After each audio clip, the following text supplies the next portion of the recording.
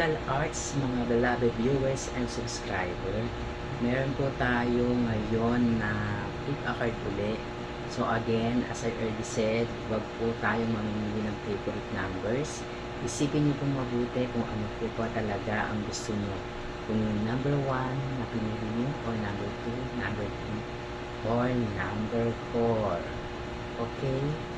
Let's proceed! Ayan, nandito po tayo ngayon mga beloved viewers and subscriber. Gaya nga ng sinasabi ko, mag-isip kayo kung ano ba talaga ang gusto nyo. Walang favorite number ha. Kung ano talaga yung napos sa puso nyo para sa araw na ito, ay kailangan mapili ng maayos. Okay?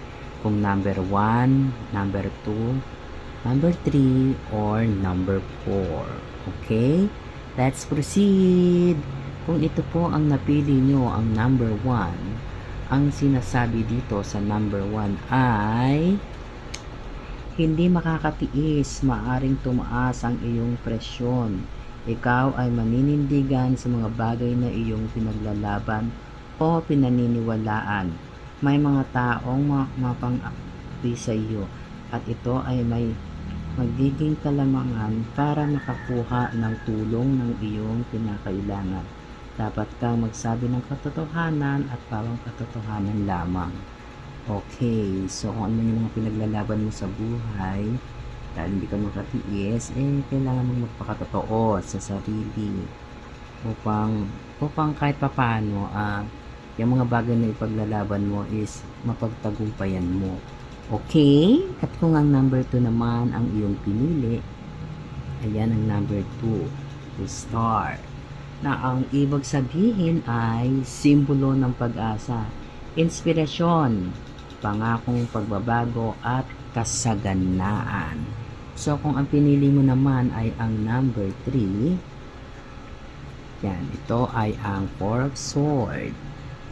Ang number 3 ay sinasabi na sa dilim ng iyong tinatahak ay may makikitang liwanag.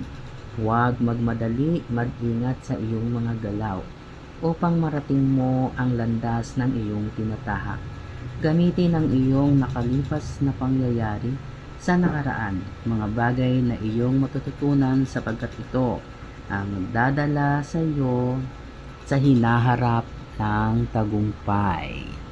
Okay, kung napili mo naman ay ang number 4, ang sinasabi sa number 4 ay 8 of Pentacles.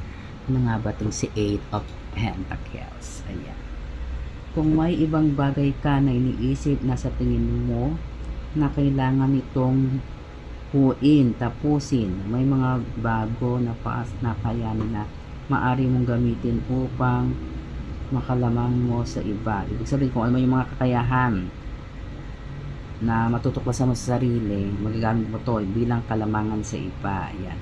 Huwag mag-alala upang sa pinansyal dahil unti-unti itong magiging maayos. So kung ikaw ay nakakaranas ng medyo problema sa pinansyal, huwag kang mag-alala dahil unti-unti itong maayos. So makakatulong din sa iyo ay ang pagtuklas sa sarili ng sarili mong kakayahan na siyang magdadala sa iyo o makakatulong upang magkaroon ka ng income.